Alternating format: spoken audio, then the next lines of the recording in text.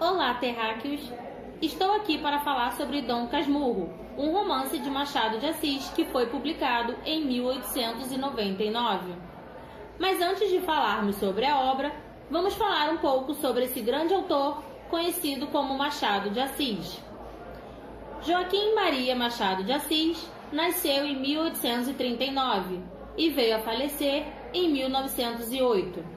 Nasceu em um morro no Rio de Janeiro, numa época em que no Brasil os negros ainda eram escravizados. Não teve educação formal e mal frequentou a escola primária. Machado de Assis é considerado pelos críticos o percussor do realismo brasileiro. Na tradição do realismo, podemos destacar como características o compromisso com a verdade, que nada mais é do que a arte como expressão da verdade, retratando o que é e não o que gostaríamos que fosse. Também tem como característica uma narrativa mais lenta, onde a descrição dos pormenores é a técnica específica para retratar fielmente a realidade do que se conta. Possui um foco nos seus personagens, destacando seus dotes físicos e psicológicos para compô-los, com histórias sérias que surgem de um contexto social, onde não apenas descrevia e mostrava o que se passava na sociedade da época, mas propunha uma reflexão sobre os temas.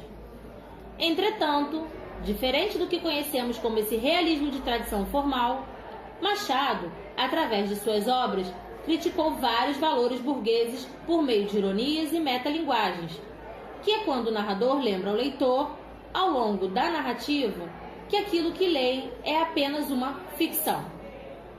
Instaurou, assim, uma tradição irônica, onde é possível saber, ao fazer a leitura, que ela é uma ficção e que não pode ser levada a sério. Podemos perceber isso em Dom Casmurro, quando o autor interrompe a narrativa diversas vezes para interagir com o leitor através do recurso da metalinguagem, recurso o qual já expliquei anteriormente. Na tradição irônica também é comum conter histórias que descendem de outros livros. Em Dom Casmurro, por exemplo, faz-se referências à obra de Shakespeare, citando o personagem Iago da obra de Otelo. Outra característica comum é um leitor mais ativo, onde fazem conversas com o leitor, o chamando e o citando na história, e a voz da narrativa é a voz do narrador e não do autor. Podem ser vistos em alguns de seus romances certos diálogos direto com o leitor, e também por conta de pensamentos pontuais que surgem ao longo da narrativa como uma reflexão sobre os acontecimentos que se passam no romance. Em Dom Casmurro não é diferente. Ao fazer a leitura, é possível verificar a presença tradicional da ironia, do seu sarcasmo, do pessimismo machadiano, além também do espírito crítico e a reflexão sobre a sociedade brasileira da época.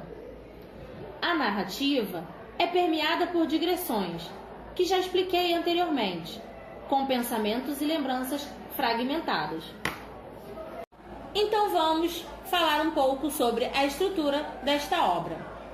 Este romance é dividido em 148 capítulos de diversas dimensões, predominando os curtos.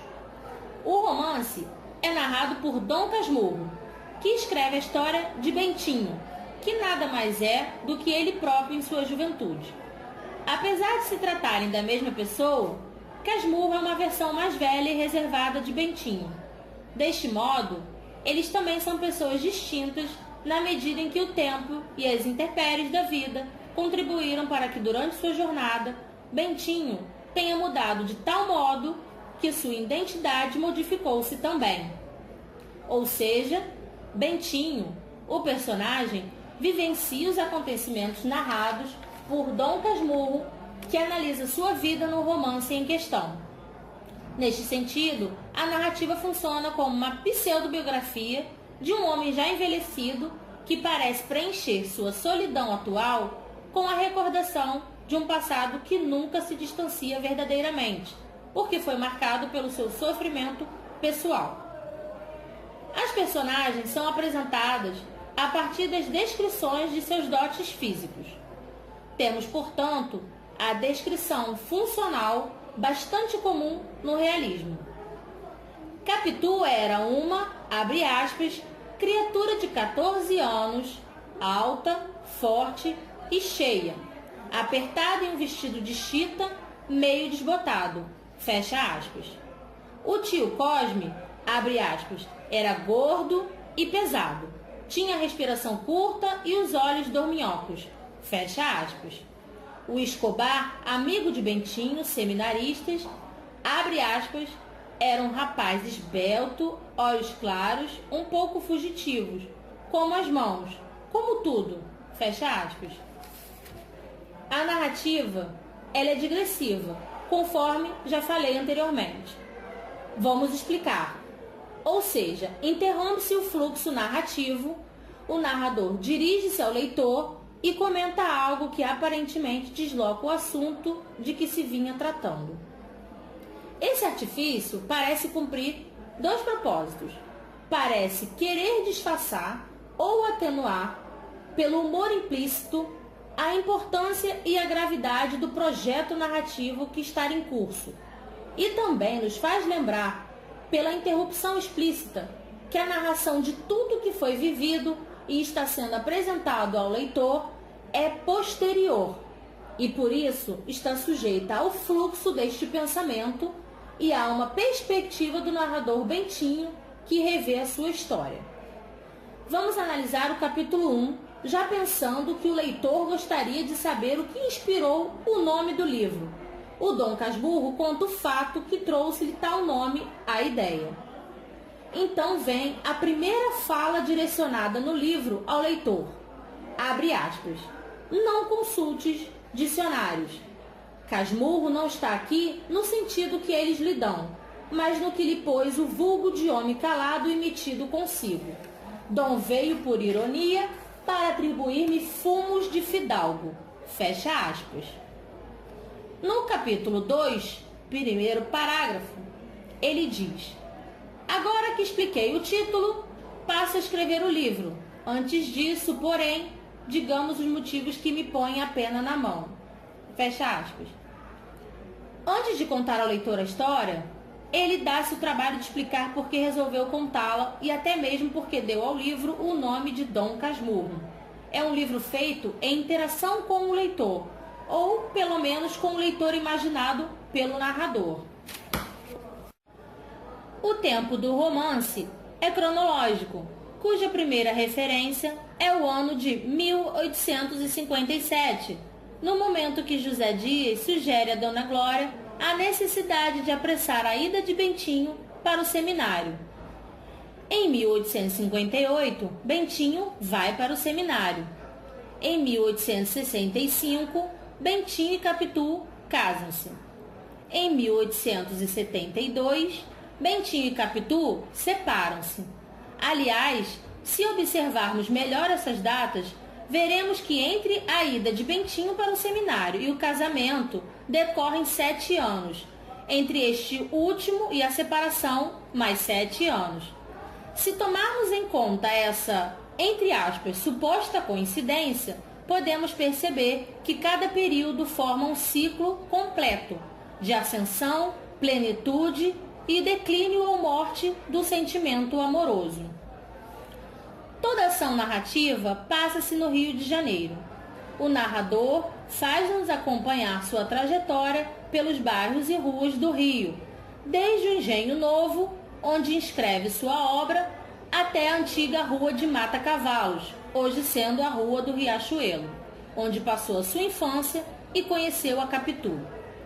É interessante lembrar que as duas casas amarram-se novamente num círculo perfeito, já que a do Engenho Novo foi construída à semelhança da casa de Mata Cavalos.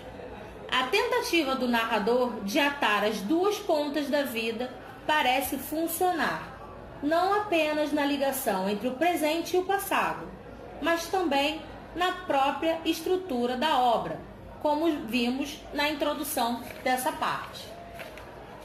De um modo geral, podemos destacar que o grande tema dessa obra é a suspeita do adultério nascida dos ciúmes doentios do personagem Bento Santiago, ou Bentinho, como você preferir. É dessa dúvida atroz que atormenta o Bento Santiago, obrigando a escrever essa espécie de livro de memórias para justificar-se diante de si mesmo e da sociedade. Entretanto, ao expor a história de sua vida, esse narrador não se desnuda das mesmas máscaras sociais que as demais pessoas, porque tenta nos persuadir de acreditar na sua versão dos fatos, ainda que procure também persuadir a si mesmo. Mas se não conseguiu convencer-se da veracidade do adultério, teria conseguido convencer os leitores? Poderia Capitu ser culpada, apesar da ausência de provas absolutas de sua traição? A culpa de Capitu significaria para Bentinho a absolvição de todos os seus erros. Por isso, a versão dos fatos que cercaram a vida do narrador com Capitu é tendenciosa, por mais sincero que nos pareça esse narrador envelhecido pela ação contínua do tempo e pela solidão.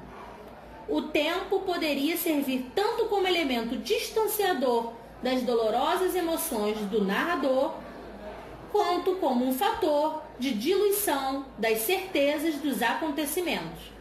Entretanto, ele não consegue esquecer os seus sentimentos, nem mesmo perdoar a mulher e o amigo. Dom Casmurro é um romance permanentemente aberto, deixando ao leitor mais dúvidas do que certezas, mais perplexidades do que convicções. É dessa forma que o Machado conduz a forma temática de Dom Casmurro, não utilizando, como era habitual na literatura realista, o adultério em si, mas a suspeita do adultério. Eis a questão que vem ocupando a mente de muitas gerações. Capitu traiu ou não traiu o marido? Então, terráqueos, espero que vocês tenham gostado do nosso vídeo. Essa é a nossa bibliografia usada para compô-lo e ela estará disponível também na descrição do nosso vídeo.